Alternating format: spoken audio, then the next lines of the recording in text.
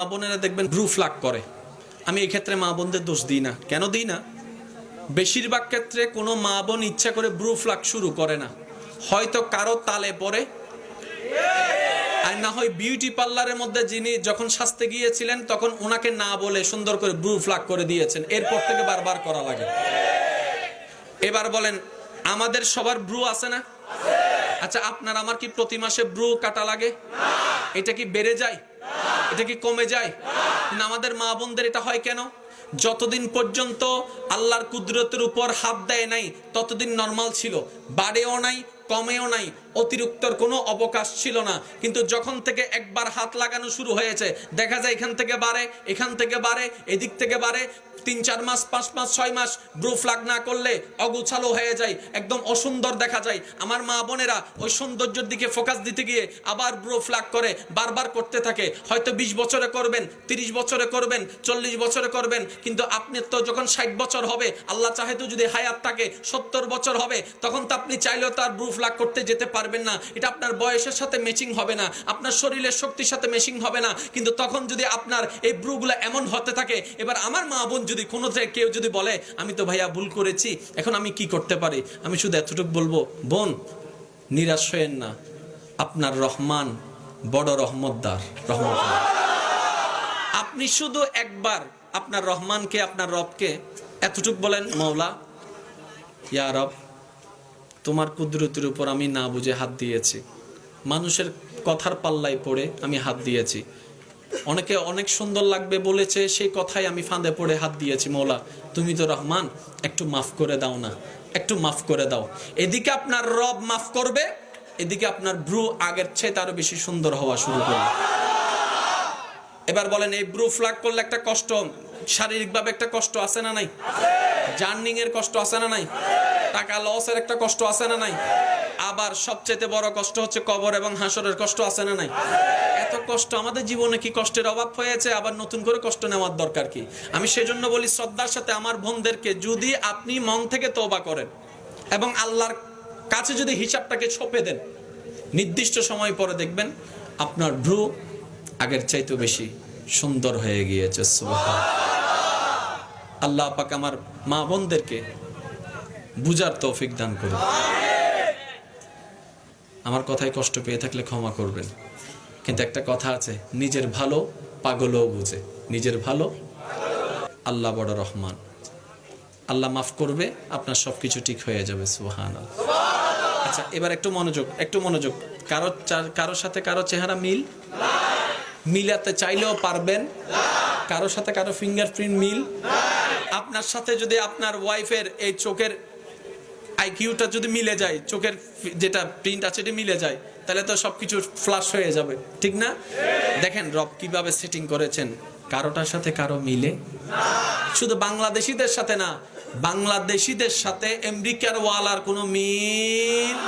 এবার আমি আপনাদের জ্ঞানের কাছে একটা প্রশ্ন রাখি, একটা মোবাইল বাজারে কোন ডিজাইনের আসবে এটা আনার জন্য যদি 3 মাস মিটিং করতে হয়, প্রতি সেকেন্ডে দুনিয়াতে সন্তান জন্ম হচ্ছে, কারো সাথে কারো চেহারার মিল নাই, এটাই বোঝা যায়, এটাই প্রমাণ করে কেউ একজন আছে যিনি সর্ব বিষয়ে ক্ষমতা রাখে। বলেন সুবহানাল্লাহ। এটা কোনো ব্যক্তির পক্ষে ম্যানেজ করা সম্ভব না। এবার আসেন, আপনি ঘর বানাই দিলেন, কোনো চর্চা করছেন না, কোনো পরিষ্কার করছেন না, ঘর টিকবে? আপনি গাড়ি কিনে ফেলে রাখছেন, আপনার এই গাড়ি টিকবে? আপনি মোবাইল কিনে রেখে দিয়েছেন, যত্ন নিচ্ছেন না, এই মোবাইল টিকবে? তাহলে প্রথমে হচ্ছে কিনা লাগবে, তারপরে হচ্ছে হাতে পাওয়া লাগবে, ক্ষমতার আন্ডারে আসা লাগবে, তারপর সেটাকে একটু যত্ন। সব বাদ দেন, এখানে এই আমার সাউন্ড বক্স ওয়ালা ভাই আছে, ওনাকে জিজ্ঞেস করেন, প্রত্যেকদিন রাত্রে আপনারা যখন চলে যান মাহফিল শেষ, ওনারা যাওয়ার পরে আগে সবকিছু গোছায় একবার চেক দেয়, তারপর এগুলো একটু পরিষ্কার করে, হালকা দুল থাকলো পরিষ্কার করে। কেন? যদি যত্ন না নেয় কখনো টিকবে না। আমরা কত বোকা জানেন? আমরা গড়ির যত্ন নিই, আমরা মোবাইলের যত্ন নিই, আমরা টেলিভিশনের যত্ন নিই, আমরা আসবাবপত্রের যত্ন নিই, আমরা গাড়ির যত্ন নিই। আফসোস, আমরা মা বাবার যত্ন নিতে জানি না। আফসোস আমরা স্বামী স্ত্রীর সম্পর্কের যত্ন নিতে জানি না। আফসোস আমাদের জন্য বড় হয়ে ছোট ভাই বোনদের যত্ন নিতে জানি না। আমরা সম্পর্কের যত্ন নিতে ভুলে গিয়েছি, ওই জিনিসের যত্ন নিতে নিতে আমরা সেখানেই হারায় যাচ্ছি। সেই জন্য তো দিন দিন পৃথিবীর বুক থেকে সম্পর্ক নামক শব্দটাই দিন দিন হারায় যাচ্ছে, ঠিক না? আল্লাহ আমাদেরকে একটু সম্পর্কের গুরুত্ব দিয়ে বুঝার চলার তৌফিক দান করুন। আর একটু জোরে বলে। এবার আমি পয়েন্ট একটু বুঝার জন্য চেষ্টা করছি, আপনারা একটু খেয়াল করবেন। সূর্য বানালেন কে? বানাইয়া কাজ শেষ করে নাই, এখনো পর্যন্ত রব যত্ন নিচ্ছে।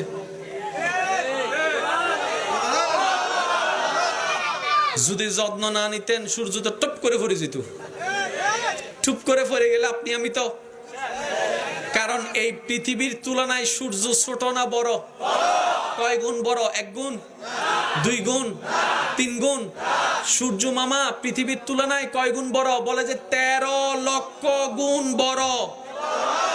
অর্থাৎ 13 লক্ষটা পৃথিবী এক জায়গায় করলে যত বড় হবে, সূর্য মামা একাই এত বড়। আর একটু জোরে। এবার সূর্য সকাল বেলা উদয় হয়, সন্ধ্যার সময় অস্ত যায়, দুপুর বেলায় মাথার উপরে থাকে। সকালের রোদ একরকম, 10টার রোদ একরকম, 11টার রোদ একরকম, 1টার রোদ একরকম, 2টার রোদ একরকম, 3টার রোদ একরকম। 4টার দিকে যায় মিষ্টি মিষ্টি আলো দেয়, 5টার দিকে যায় ঠান্ডা হয়ে যায়, 6টার দিকে যায় অন্ধকার আস্তে আস্তে নামতে থাকে, 7টার দিকে অন্ধকার, 8টার দিকে অন্ধকার, 9টার দিকে অন্ধকার, 10টা 11টার দিকে আরো ঘর অন্ধকার, 12টা 1টার দিকে আরো ঘর অন্ধকার, 3টা 4টার দিকে আবার হালকা হালকা আলো। সূর্য এখনো উঠে নাই, কিন্তু দেখা যায় আবা সাদা দেখা যাচ্ছে, আবা সাদা দেখা যাচ্ছে। সূর্য এখনো দেখা যায় নাই। How can possible?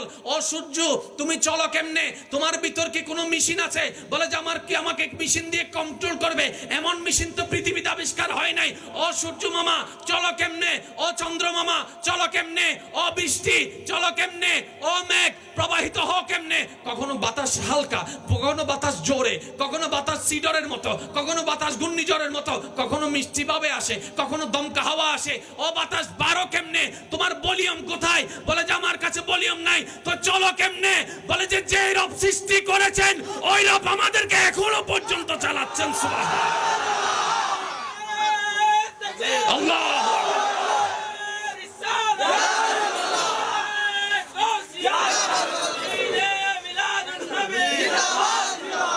এতক্ষণ যে কথাগুলো শুনেছেন এই সবগুলা ছিল শুধু একটা আয়াতের অংশ।